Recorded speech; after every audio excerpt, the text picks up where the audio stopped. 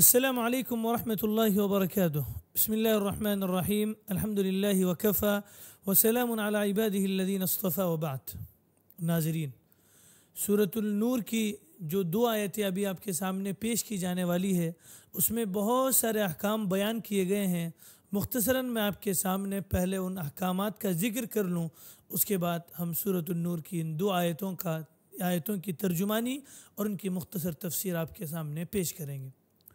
پہلی آیت میں اس بات کا حکم دیا گیا ہے، ایک آیت میں مومن مردوں سے خطاب ہے، دوسری آیت میں مومن عورتوں سے خطاب ہے۔ مومن مردوں سے جو خطاب کیا گیا ہے، ان سے یہ بات کہی گئی ہے کہ وہ اپنی نگاہوں کو نیچے رکھیں، اس لیے کہ جو یہ نگاہ ہے یہ ابلیس کی تیروں میں سے ایک تیر ہے، لہٰذا آدمی کو اس کی احتیاط کرنی چاہیے کہ وہ اپنی نظروں کی حفاظت کرے، کسی ایسی جگہ پر اس کی نظر نہ پڑے جس کو اللہ تبارک و تعالیٰ نے حرام قرار دیا ہے۔ اور آگے دوسرا حکم مومن مردوں کو یہ دیا گیا، وَيَحْفَظُوا فُرُوجَهُمْ، کہ وہ اپنی شرمگاہوں کی بھی حفاظت کریں، یعنی ان کی شرمگاہ ناجائز چیزوں کی طرف نہ جائیں۔ اس میں لواطت کا عمل آ گیا، زنا کا عمل آ گیا، ان تمام چیزوں سے آدمی اپنے آپ کو محفوظ رکھے۔ اور اسی کے ساتھ ہاتھ سے، جس کو مشدنی کہتے ہیں، ہاتھ سے منی نکالنا وغیرہ، یہ تمام چیزیں اس میں آ گئی۔ اس میں حکم دیا جا رہا ہے کہ وہ اس کی حفاظت کرے۔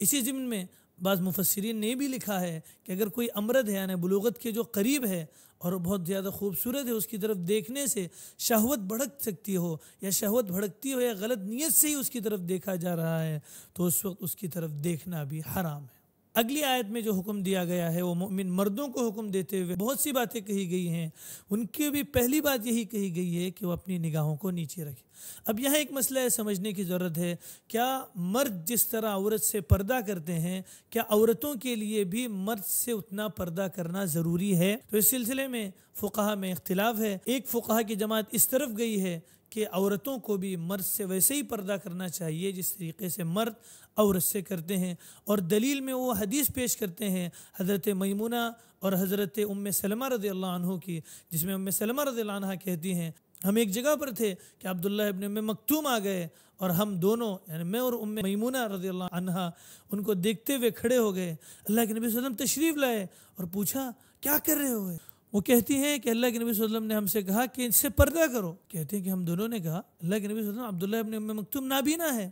اللہ کے نبی صلی اللہ علیہ وسلم نے پوچھا افعمیاوان انتما، کیا تم دونوں بھی اندھی ہو؟ اس سے پردہ کرو۔ لیکن بعض جو دوسرے فقہا ہیں وہ اس طرف گئے ہیں کہ عورتوں کو غیر مرد سے اگر بلا شہوت کے دیکھ رہے ہوں تو وہ دیکھ سکتی ہیں بغیر کسی شہوت کے، اور ان کی دلیل میں وہ حدیث ہے، حضرت عائشہ رضی اللہ عنہ فرماتی ہیں کہ مسجد نبوی میں غلام آتے تھے اور وہ اپنا کھیل دکھاتے تھے، اور میں اللہ کے نبی صلی اللہ علیہ وسلم کی آڑ لے کر وہ کھیل دیکھا کرتی تھی، یعنی حضرت عائشہ رضی اللہ عنہ مردوں کو دیکھا کرتی اور وہ کھیل دیکھا کرتی تھی۔ لہٰذا فقہا اس طرف گئے ہیں کہ اگر بلا شہوت کی نیت سے دیکھ رہی ہو تو عورتوں کو دیکھنے کی اجازت ہے۔ اسی ضمن میں اس آیت میں اور ایک مسئلہ یہ بھی ہے،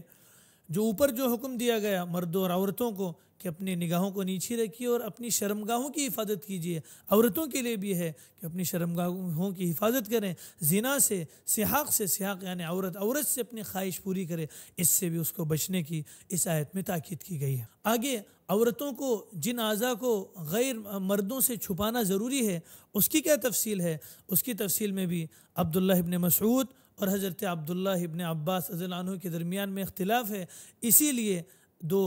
اس میں فقہا کا اختلاف ہوا ہے۔ تقریباً ابو حنیفہ رحمۃ اللہ علیہ کو، ائمہ اربعہ میں سے امام ابو حنیفہ رحمۃ اللہ علیہ کو چھوڑتے ہوئے تینوں فقہا کا یہ مسلک ہے۔ جو حضرت عبداللہ ابن مسعود کا مسلک ہے وہ یہ ہے کہ عورتوں کا جو پردہ ہے وہ پورا جسم اس کا پردہ ہے۔ اس آیت سے جو اور ایک چیز معلوم ہوتی ہے، ما ظہر منہا، یعنی جو چیزیں اس سے ظاہر ہوں وہ عورت دکھا سکتی ہے، اس میں کوئی حرج نہیں ہے۔ اس تفسیر کے ضمن میں حضرت عبداللہ ابن عباس رضی اللہ عنہ یہ کہتے ہیں کہ اس سے مراد عورت ہتھیلی اور چہرہ کھول کے غیر مرد کے سامنے آ سکتی ہے،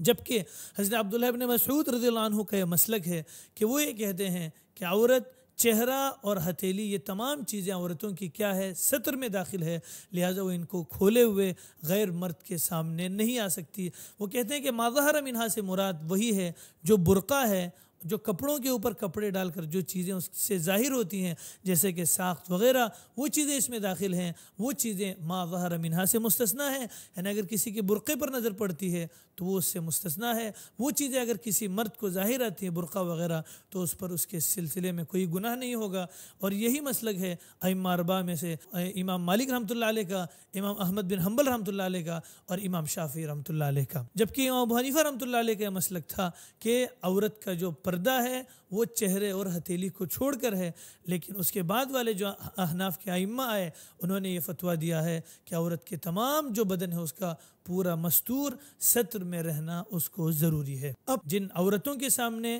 یا جن محرم مردوں کے سامنے عورت اپنی زینت کو ظاہر کر سکتی ہے، یعنی ان کے سامنے بنا چہرے کا پردہ وغیرہ کیے ہوئے آ سکتی ہے، ان کی تفصیل اس آیت میں بیان کی گئی ہے۔ انشاءاللہ آیت کا ترجمہ کرتے ہوئے آپ کے سامنے وہ تمام چیزیں آئیں گی۔ اس سے پہلے جو حکم دیا گیا کہ عورتیں اپنا جو دوپٹہ ہے وہ اپنے سینے پر رکھیں۔ جاہلی زمانے میں ہوتا تھا کہ عورت دوپٹہ پہنتی تھی، ایک کونے کو ایک طرف چھوڑ دیتی تھی دائیں طرف، دوسرے کونے کو بائیں طرف چھوڑ دیتی تھی، جس کی وجہ سے اس کا جو سینہ ہوتا تھا وہ کھلا ہوا رہتا تھا، لہٰذا اس سے منع کیا گیا ہے اور کہا گیا کہ اپنے جو دوپٹے ہیں ان کو اپنے سینوں پر ڈالنا چاہیے، وہ کسی کے سامنے ظاہر نہ ہو۔ جو جاہلی رسم تھی اس کو قرآن مجید نے توڑتے ہوئے یہاں پر کہا ہے کہ جو دوپٹے ہوں وہ اپنے سینوں پر ہو، جس سے اور حفاظت عورت کی سامنے آ رہی ہے۔ اور ایک حکم جو اس آیت میں دیا گیا کہ عورتیں اپنے پیروں کو پٹخ کر یعنی بہت آواز کے ساتھ نہ چلیں، اس لیے کہ